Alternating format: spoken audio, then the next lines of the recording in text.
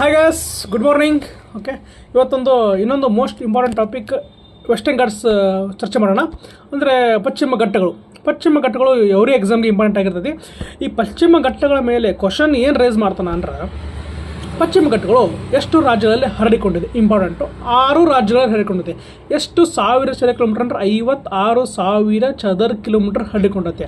Next ಏನಪ್ಪ ಅಂದ್ರೆ, ಪಶ್ಚಿಮ ಘಟ್ಟಗಳಲ್ಲಿ ಅತಿ ಹೆಚ್ಚು ಹರಡಿಕೊಂಡ ರಾಜ್ಯ ಕರ್ನಾಟಕ. ಅಂದ್ರೆ ಪಶ್ಚಿಮ ಘಟ್ಟದ ಬಹುತೇಕ ಭಾಗ ಕರ್ನಾಟಕದಲ್ಲೇ ಕಂಡು ಬರ್ತದೆ. ಎಷ್ಟಂದ್ರೆ 50% ಕರ್ನಾಟಕದಲ್ಲೇ ಕಂಡು ಬರ್ತೈತೆ. ಓಕೆ, ಇದು ಮೋಸ್ಟ್ ಇಂಪಾರ್ಟೆಂಟ್.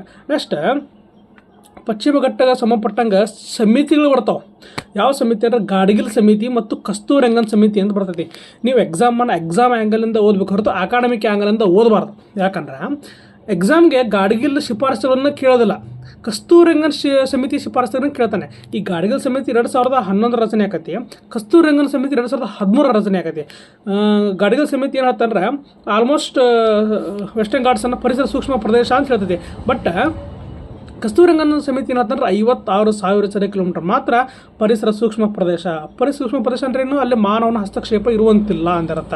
ನೆಕ್ಸ್ಟು, ಈ ಪಶ್ಚಿಮ ಘಟ್ಟಗಳು ಕರ್ನಾಟಕದಲ್ಲಿ ಎಷ್ಟು ಜಿಲ್ಲೆಯಲ್ಲಿ ಹರಡಿಕೊಂಡದಂದ್ರೆ 10 ಜಿಲ್ಲೆಗಳಲ್ಲಿ ಕಂಡುಬರುತ್ತೆ. ಓಕೆ, ಇದು ಪಶ್ಚಿಮ ಘಟ್ಟ ಗುಜರಾತ್ನ ತಾಪಿ ನದಿಯಿಂದ ತಮಿಳುನಾಡಿನ ಕನ್ಯಾಕುಮಾರಿವರೆಗೂ ಕಂಡುಬರುತ್ತೆ ನಮಗೆ. ಓಕೆ, ನೆಕ್ಸ್ಟ್ ಅಂದ್ರೆ ಇದು ಪಶ್ಚಿಮ ಘಟ್ಟದಲ್ಲಿ ಅತ್ಯಂತ ಎತ್ತರವಾದ ಶಿಖರ ಕೇಳ್ತಾನೆ ನಾವು, ಅನ್ನೈಮುಡಿ ಶಿಖರ ಅಂತ ಬರ್ತೈತೆ.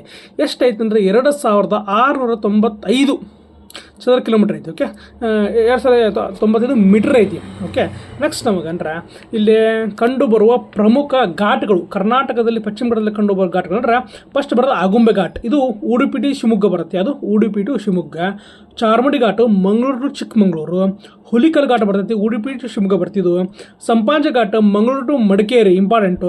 ಬಿಸಿಲೆ ಘಾಟ್ ಬರ್ತೈತಿ, ಕುಕ್ಕೆ ಸುಬ್ರಹ್ಮಣ್ಯ ಟು ಸಕಲೇಶ್ಪುರ, ಬಿಸಿಲೆ ಘಾಟ್. ನೆಕ್ಸ್ಟ್ ಬರ್ತಿ ದೇವಿಮಲೆ ಘಾಟ್ ಅಂದ್ರೆ ಕುಮಟಾ ಟು ಶಿರಸಿ ಬರುತ್ತೆ. ನಮಗೆ ಇನ್ನೊಂದು ಸ್ಟೆಪ್ ಮುಂದೆ ಕೇಳ್ತಾನೆ ನಾವು ಕ್ವಶನ್ನ. ಇಲ್ಲಿ ಕಂಡುಬರುವ ಪ್ರಮುಖ ಪ್ರಭೇದಗಳು ಕೇಳ್ತಾನೆ ನಾವು. ಇಲ್ಲಿ ಕಂಡುಬರುವ ಪ್ರಮುಖ ಪ್ರಭೇದ ನೀಲಗಿರಿ ತಹಾರ. ಅದು ನೀಲಗಿರಿ ತಹಾರ, ಇದು ಅಳಿರಂಚಿರೋ ಪ್ರಾಣಿ ಐತಿ. ನೆಕ್ಸ್ಟು, ಸಿಂಹಬಾಲದ ಕೋತಿಗಳು ಬರ್ತಾವೆ. ಎಸ್ಪೆಷಲಿ ವೆಸ್ಟರ್ನ್ ಘಾಟ್ಸ್ನಾಗ ಅಷ್ಟೇ ಕಂಡು ಬರ್ತಾವೆ. ಇದು ಇಂಪಾರ್ಟೆಂಟ್.